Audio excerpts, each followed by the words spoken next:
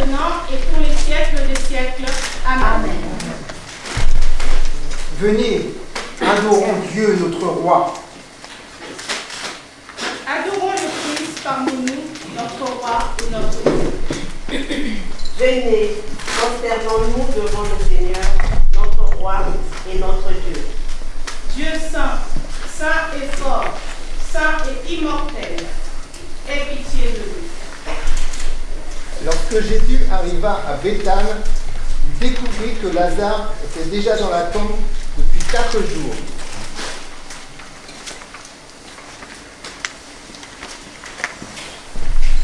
Marthe, ayant appris que Jésus arrivait, alla au-devant de lui, tandis que Marie restait à la maison. Marthe dit à Jésus, Seigneur, si tu avais été là, mon frère ne serait pas mort.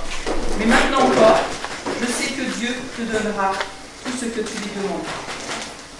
Jésus lui dit, ton frère ressuscitera. Marthe lui dit, je sais qu'il ressuscitera lors de la résurrection, au dernier jour. Jésus lui dit, je suis la résurrection et la vie. Ceux qui croient en moi, même s'ils meurent, vivront, et quiconque vit en moi, vit et croit en moi, ne mourra jamais. Crois-tu cela? Crois-tu cela? Crois-tu cela?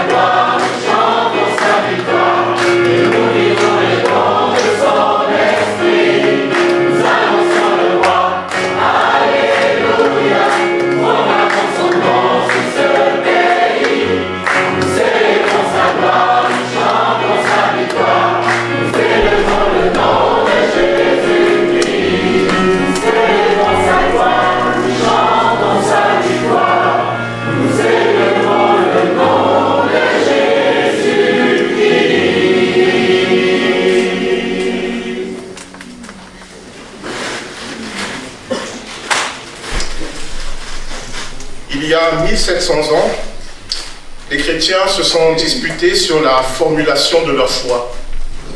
C'est à partir de ces controverses qu'ils ont pu l'exprimer à travers les mots du credo de Nicée. Aujourd'hui, en tant que communauté de chrétiens, issus de cultures et de confessions différentes, nous nous rassemblons pour célébrer notre foi commune. Le Christ est parmi nous. Il était, il est et il le sera toujours.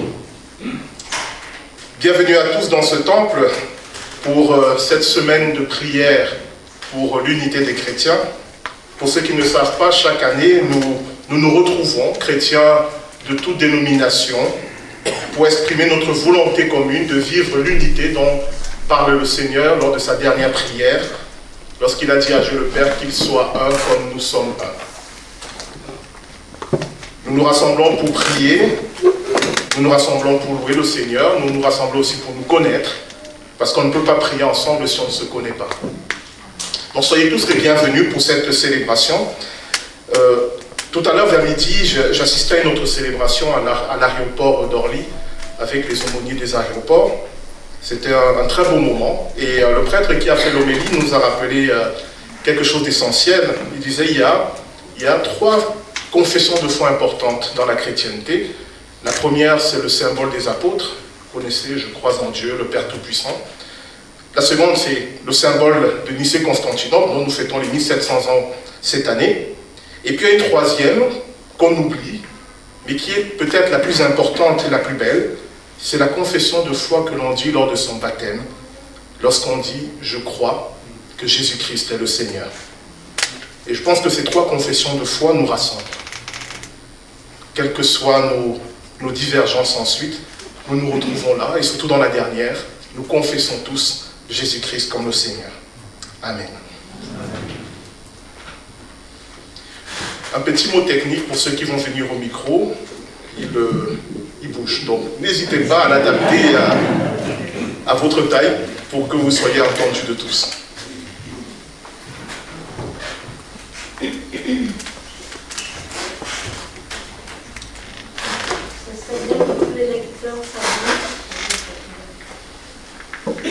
vous invite à la prière.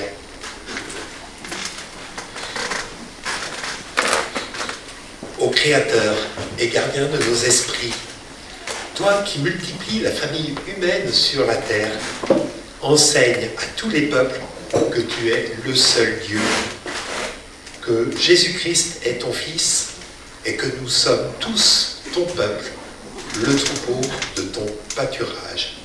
Seigneur, pitié.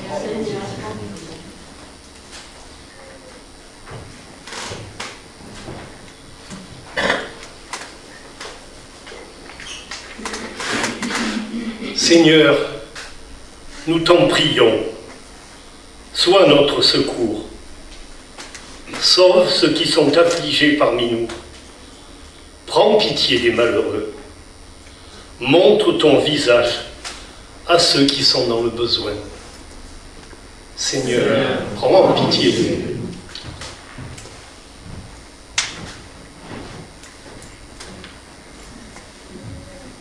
Seigneur, toi qui nous es fidèle à travers toutes les générations, toi qui es juste dans tes jugements, miséricordieux et compatissant, pardonne-nous nos écarts, purifie-nous par ta vérité, et guide nos pas afin que nous marchions dans la sainteté et la justice. Seigneur, prends pitié.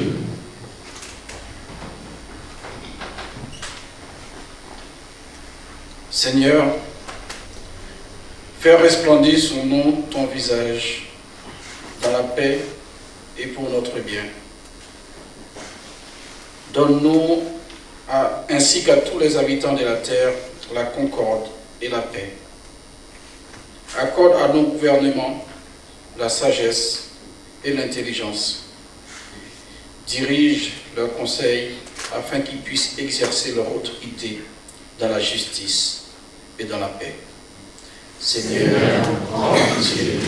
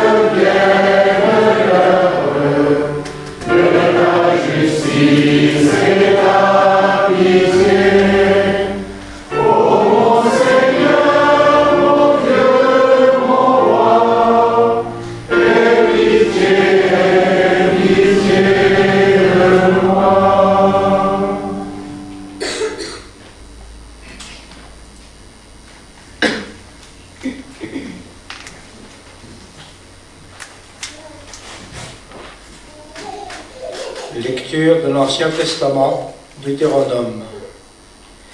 Écoute Israël, le Seigneur notre Dieu est le Seigneur un.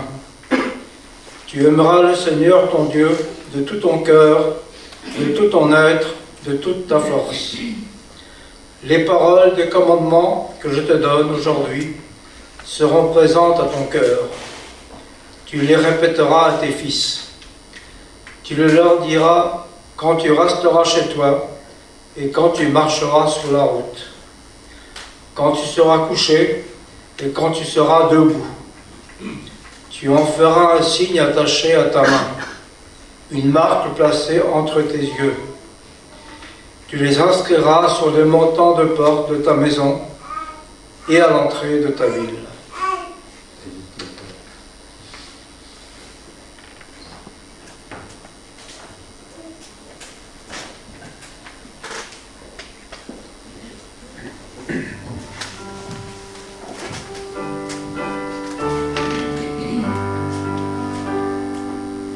Espère dans le Seigneur, mon cœur et mon courage. Espère dans le Seigneur. Espère dans le Seigneur, mon cœur et mon courage. Espère dans le Seigneur. Seigneur, mon cœur est sans prétention. Mes yeux n'ont pas visé trop haut. Espère dans le Seigneur, mon cœur et mon courage. Espère dans le Seigneur. Espère dans le Seigneur, mon cœur et mon courage. Espère dans le Seigneur. Je n'ai pas poursuivi ces grandeurs, ces merveilles qui me dépassent. Espère dans le Seigneur, mon cœur et mon courage. Espère dans le Seigneur. Espère dans le Seigneur, mon cœur et mon courage. Espère dans le Seigneur. Au contraire, mes désirs se sont calmés et se sont tus. Comme un enfant sur sa mère. Mes désirs sont pareils à cet enfant. Espère dans le Seigneur, mon cœur et mon courage. Espère dans le Seigneur. Espère dans le Seigneur, mon cœur et mon courage. Espère dans le Seigneur.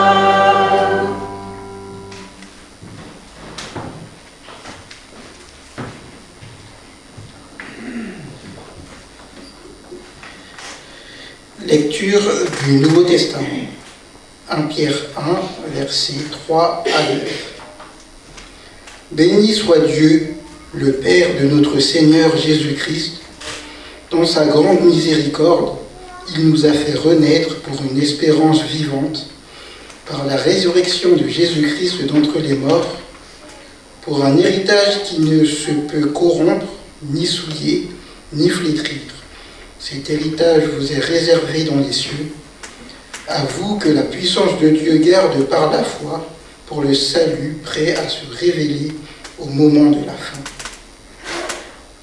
Aussi tressaillez-vous d'allégresse, même s'il faut que, pour un peu de temps, vous soyez affligés par diverses épreuves, afin que la valeur éprouvée de votre foi, beaucoup plus précieuse que l'or périssable qui pourtant est éprouvé par le feu, obtienne louange, gloire et honneur lors de la révélation de Jésus-Christ, lui que vous aimez sans l'avoir vu, en qui vous croyez sans le voir encore.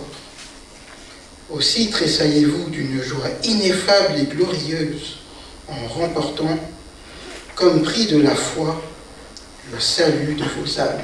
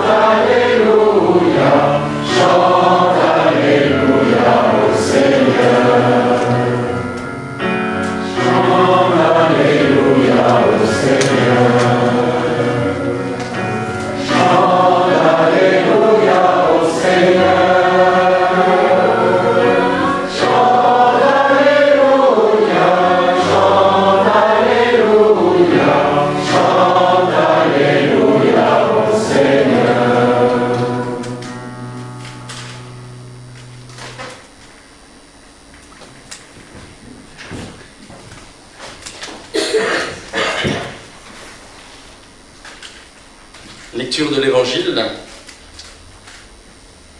selon Jean, au chapitre 20.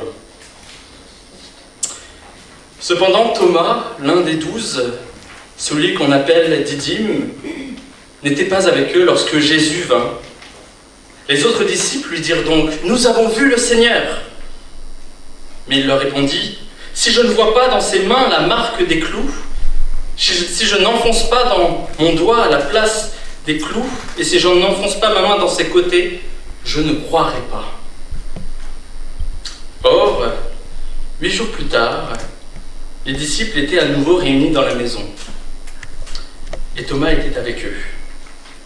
Jésus vint, toute porte verrouillée, il se tint au milieu d'eux et leur dit « La paix soit avec vous. » Ensuite, il dit à Thomas « Avance ton doigt, ici, et regarde mes mains. Avance ta main et enfonce-la dans mon côté. Cesse d'être incrédule et deviens un homme de foi. » Thomas lui répondit « Mon Seigneur et mon Dieu. » Jésus lui dit « Parce que tu m'as vu, tu as cru. Bienheureux ceux qui, sans avoir vu, ont cru. »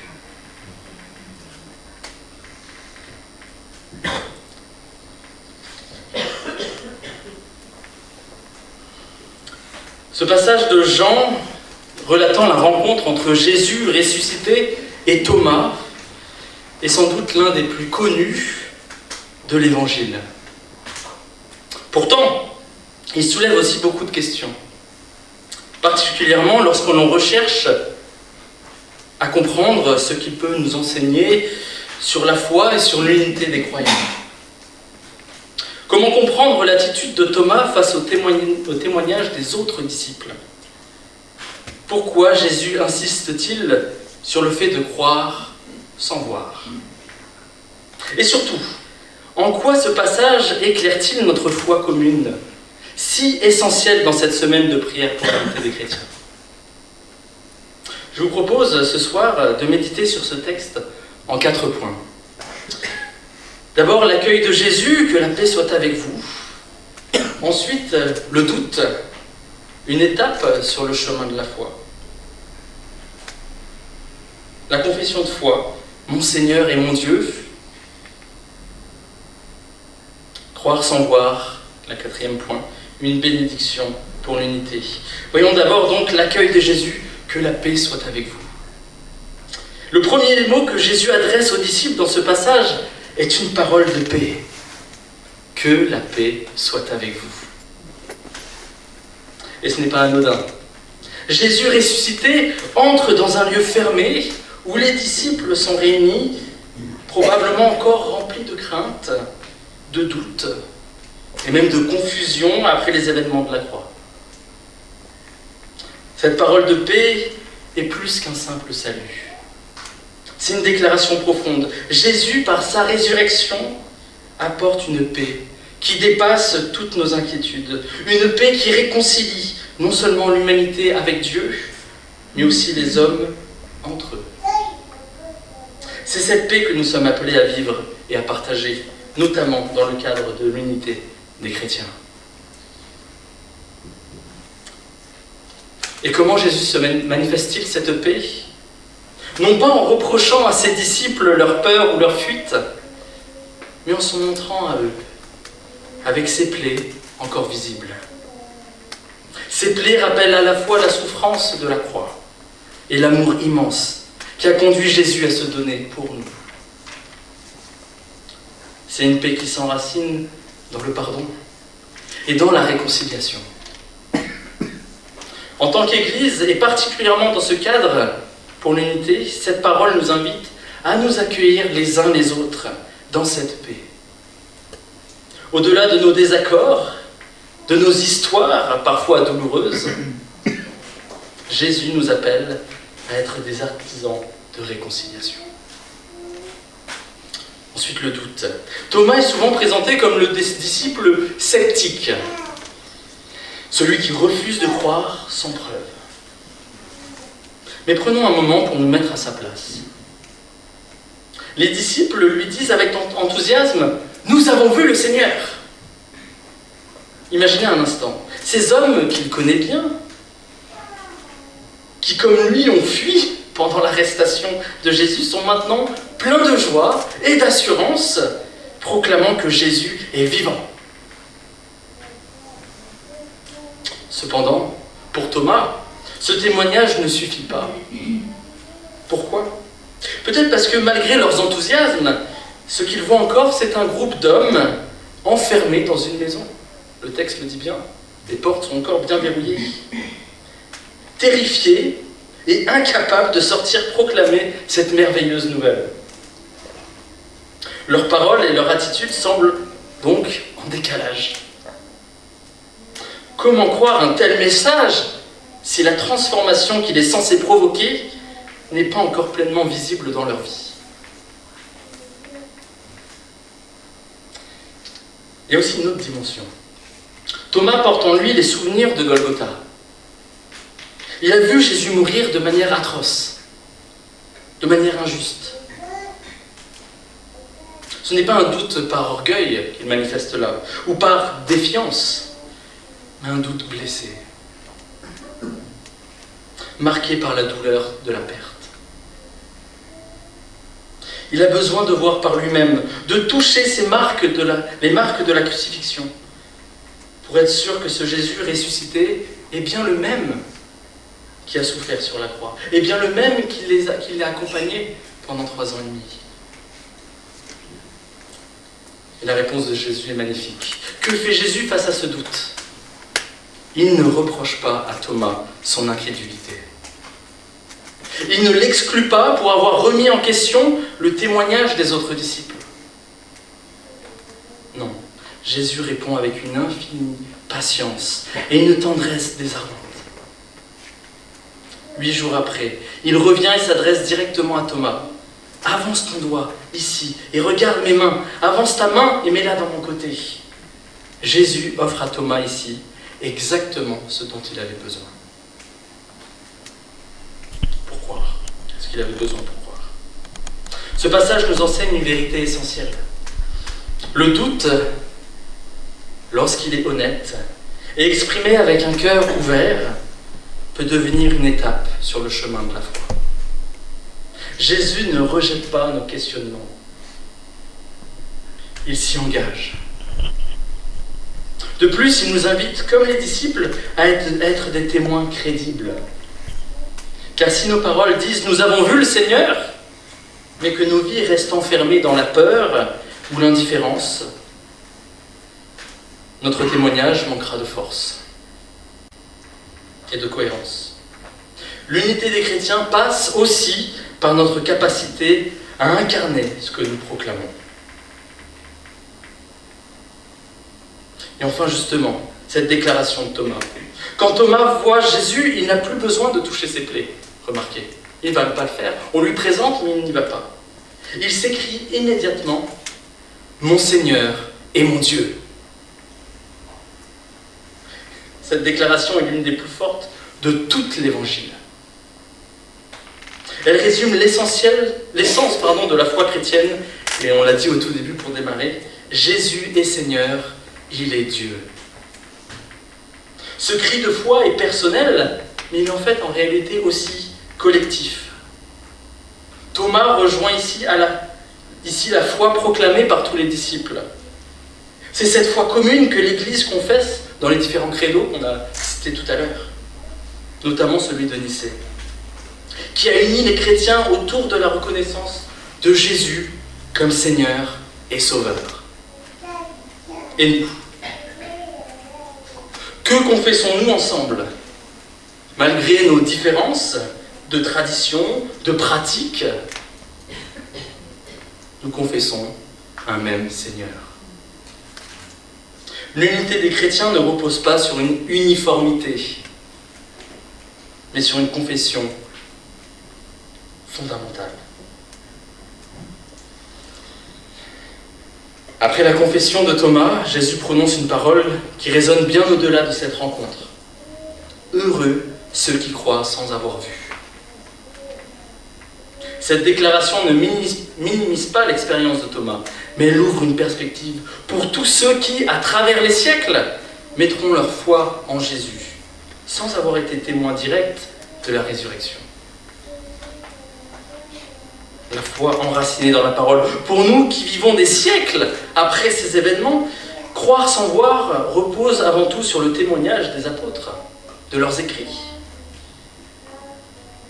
C'est grâce à ce témoignage que nous pouvons confesser avec Thomas et avec toute l'Église, avec un grand E, mon Seigneur et mon Dieu. Mais croire sans voir ne signifie pas croire sans preuve. Dieu, dans sa grâce, a laissé de nombreux témoignages visibles de son œuvre.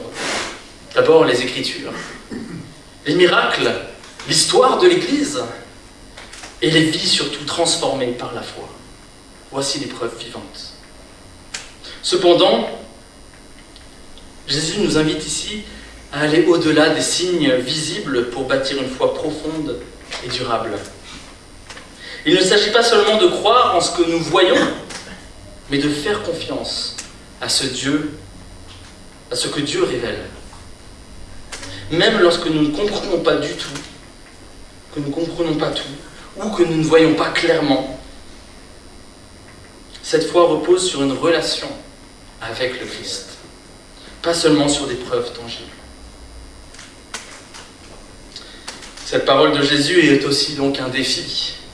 Croire sans voir nous appelle à avancer dans la confiance, même au milieu des incertitudes, des épreuves ou des différences qui peuvent exister entre nous, chrétiens. Dans nos efforts pour l'unité, croire sans voir signifie aussi faire confiance à l'œuvre de Dieu chez nos frères et sœurs, même lorsque nous ne comprenons pas toujours leurs pratiques ou leurs traditions. Croire sans voir, c'est également accepter que notre compréhension de Dieu est limitée. Nous voyons comme dans un miroir de manière confuse, dit l'apôtre Paul en 1 Corinthiens, chapitre 13. Cette humilité devrait nous conduire à tendre la main aux autres, à écouter et à apprendre, plutôt qu'à nous diviser. Cette foi qui avance dans l'obscurité est une foi qui nous unit, qu'elle nous rappelle que nous sommes tous dépendants de la lumière du Christ pour avancer. Enfin, cette bénédiction de Jésus porte un message d'espérance. Si nous ne voyons pas encore pleinement, cela ne signifie pas que nous sommes abandonnés. Le Christ ressuscité est vivant. Cela ne signifie pas, est vivant. Il continue à marcher avec nous, à transformer nos vies et à bâtir son Église. Nous ne voyons peut-être pas tout, mais nous croyons, et cette foi nous rend participants de l'unité que Jésus a lui-même prié dans le même évangile, au chapitre 17, quand il dit que tous soient un. On l'a dit encore. Croire sans voir, c'est donc non seulement une source de bénédiction personnelle, mais aussi une invitation à construire des ponts entre nos traditions et nos communautés. C'est reconnaître que malgré nos différences, nous confessons ensemble un même Seigneur ressuscité qui nous unit par sa paix. Ce passage nous enseigne donc 4 choses essentielles pour notre foi et notre unité. Jésus commence toujours par une parole de paix qui nous invite à la réconciliation. Le doute, lorsqu'il est honnête, peut conduire à une foi profonde. N'ayez pas peur de douter. Ça va vous faire grandir. La confession de foi en Jésus-Christ est le cœur de notre unité.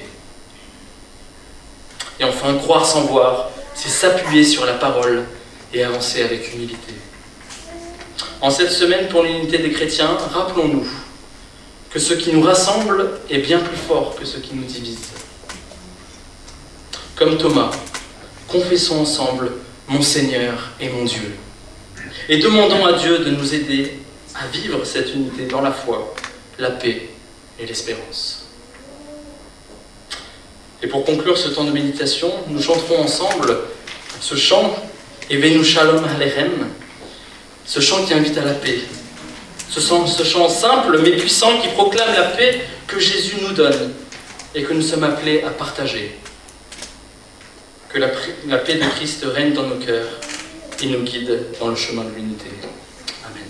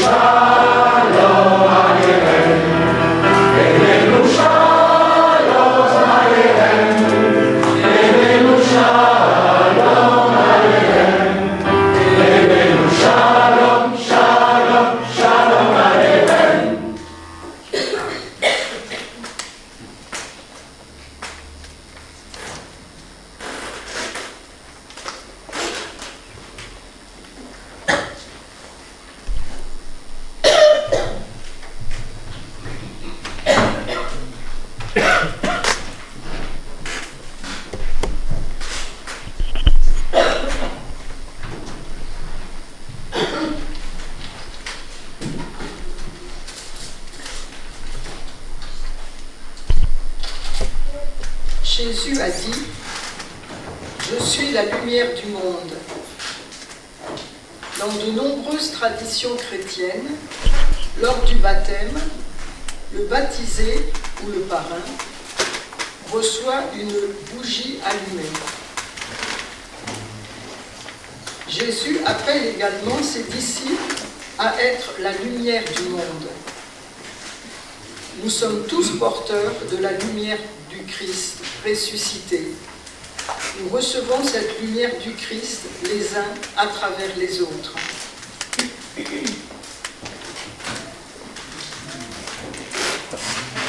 Jésus dit à Marthe, « Je suis la résurrection et la vie. Ceux qui croient en moi, même s'ils meurent, vivront. Et quiconque vit et croit en moi ne mourra jamais. » Crois-tu cela? Oui, Seigneur. Je crois que tu es le Christ, le Fils de Dieu, celui qui vient dans ce monde.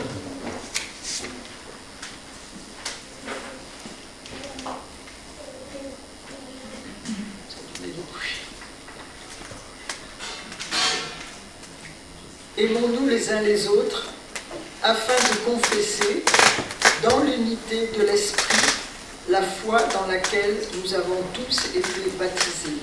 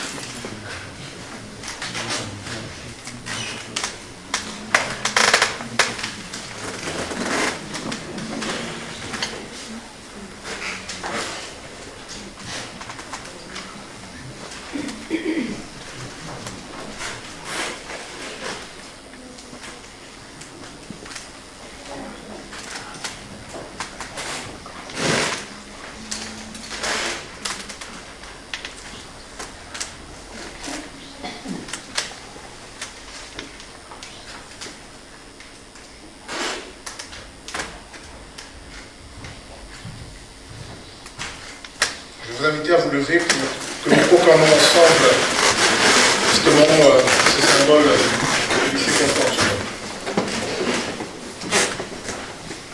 Nous croyons en un seul Dieu, le Père Tout-Puissant, Créateur du ciel et de la terre, de l'univers visible et invisible. Nous croyons en un seul Seigneur, Jésus-Christ, le Fils unique de Dieu, né du Père avant tous les siècles. Il est Dieu, né de Dieu, lumière, né de la lumière, vrai Dieu, né du vrai Dieu, engendré, non pas créé, de même nature que le Père, et par lui tout a été fait. Pour nous les hommes et pour notre salut, il descendit du ciel. Par l'Esprit Saint, il a pris chair de la Vierge Marie et s'est fait homme. Crucifié pour nous sous Ponce Pilate, il souffrit sa passion et fut mis au tombeau. Il ressuscita le troisième jour, conformément aux Écritures. Il monta au ciel. Il est assis à la droite du Père. Il reviendra dans la gloire pour juger les vivants et les morts. Et son règne n'aura pas de fin. Nous croyons en l'Esprit Saint, qui est Seigneur et qui donne la vie. Il procède du Père, avec le Père et le Fils. Il reçoit même adoration et même gloire. Il a parlé par les prophètes. Nous croyons en l'Église une, sainte, universelle et apostolique. Nous reconnaissons un seul baptême pour le pardon des péchés. Nous attendons la résurrection des morts et la vie du monde à venir. Amen. Vous pouvez vous asseoir.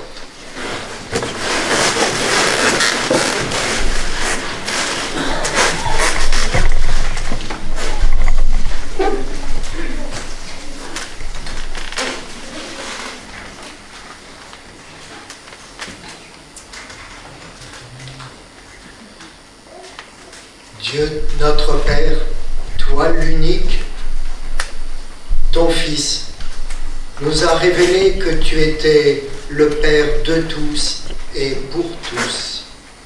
Alors nous te confions nos frères et nos sœurs en humanité. Quelle que soit leur conviction, quoi qu'ils aient fait, tu ne cesses de les appeler à vivre leur vocation d'enfants de Dieu. Nous croyons.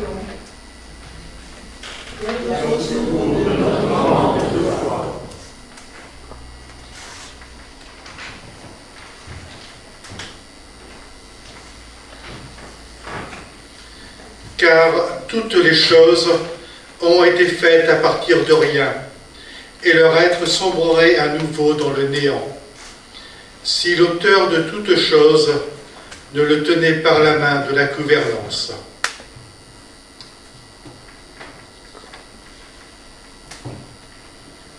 Seigneur de la vie, nous recevons l'ensemble de la création de ta main et par ta providence. Apprends-nous à vivre dans ton monde avec respect et justice pour tout ce que tu as créé.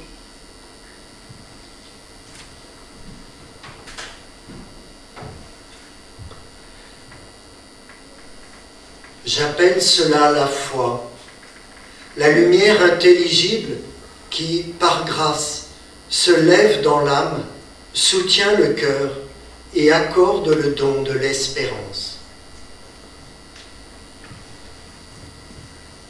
Dieu d'amour, accorde-nous le don de l'espérance en abondance, dans un monde en proie au conflit et à la discorde. Fortifie ton peuple, affligé par l'indifférence et la discorde.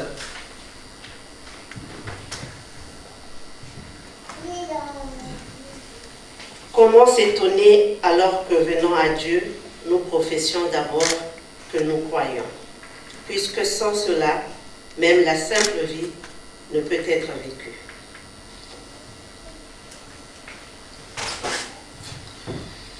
Dieu de miséricorde, pardonne-nous pour toutes les fois où nous n'avons pas su vivre notre vie commune en tant que chrétiens.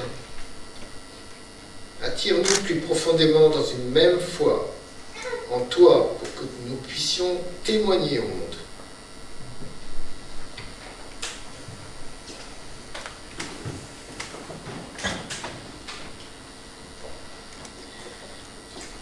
Que la foi l'emporte, la foi qui conduit l'esprit à la confiance, la foi qui ne vient pas de la logique humaine, mais qui est le fruit de l'Esprit Saint.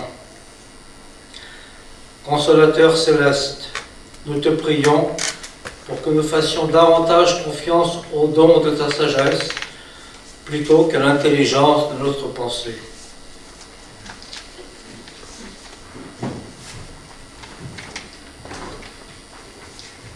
Sa lumière est apparue et a fait disparaître les ténèbres de notre prison. Elle a sanctifié notre naissance et détruit la mort, déliant les mêmes chaînes qui nous retenaient prisonniers.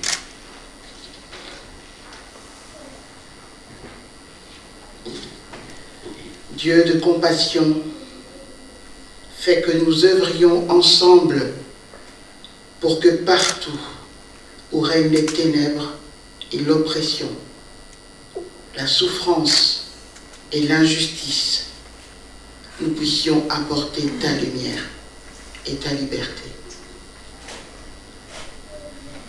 Nous croyons. Viens au secours de notre manque de foi.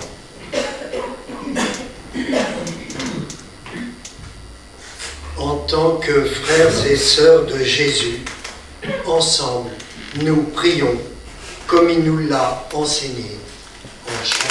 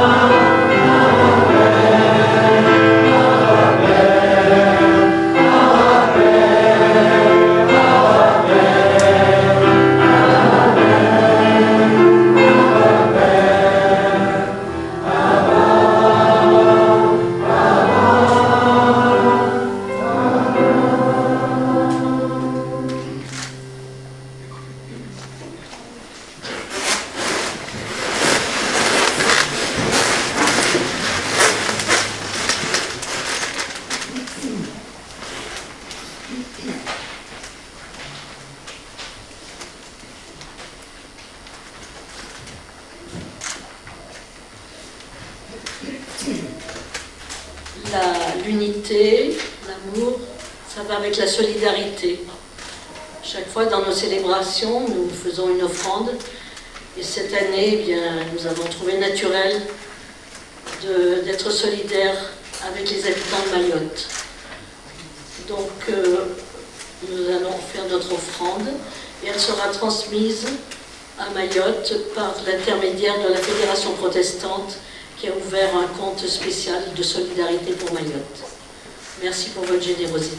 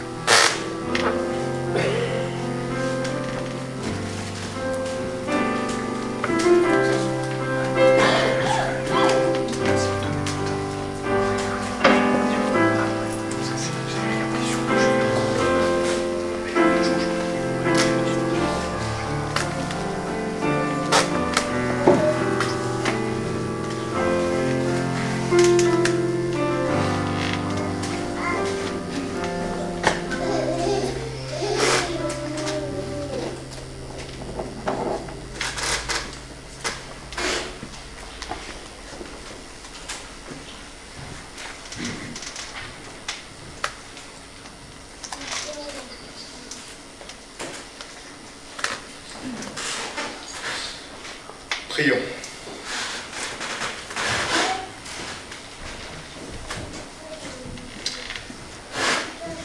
Dieu notre Père, accepte notre louange et notre action de grâce pour ce qui unit déjà les chrétiens dans la confession et le témoignage de Jésus, notre Seigneur.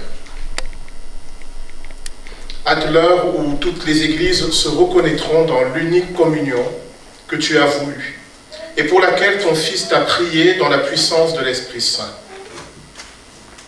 Entends notre prière, toi qui vis et règnes maintenant et pour les siècles des siècles. Amen. Bénissons le Seigneur. Que celui qui est notre Père et nous a fait un, nous donne de présenter les uns les autres au Père dans un seul esprit. Amen. Je vous invite à vous lever pour chanter tous unis dans l'esprit.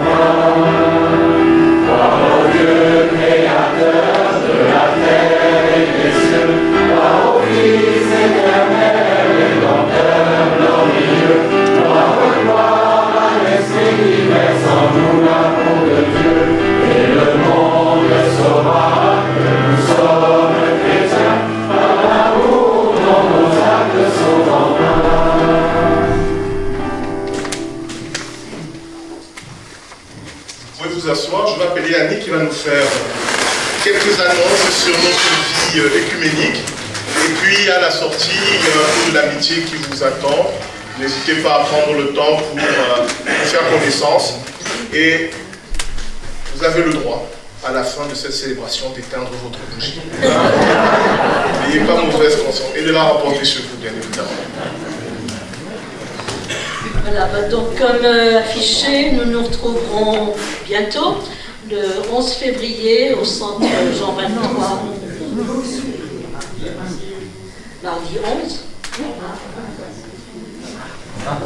Dimanche 2, lundi 3, mardi 4, mardi 11. C'est moi qui ai fait une faute?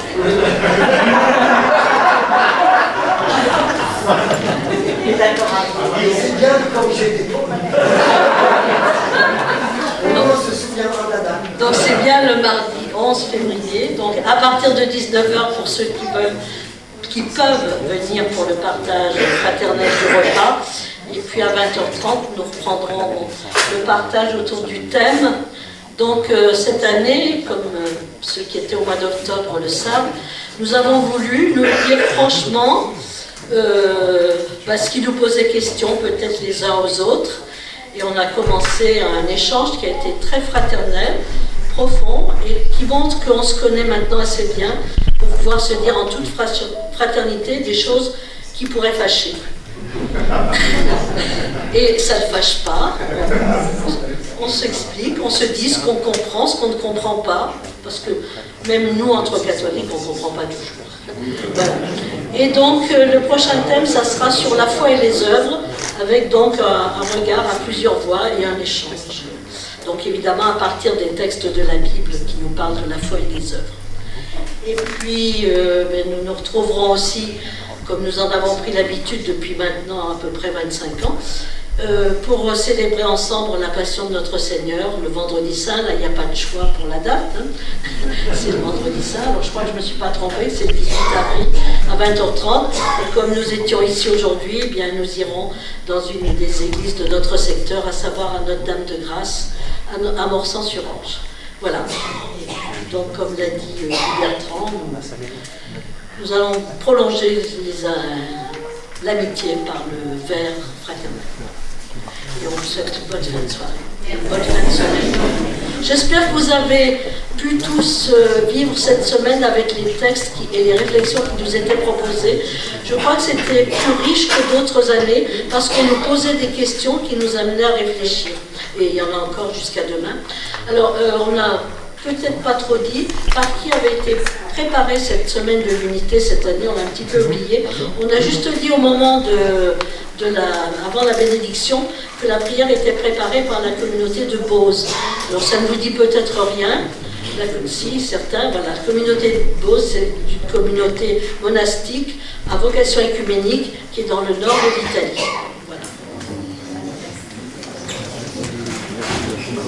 Bon, voilà, n'hésitez pas à aller dans le foyer.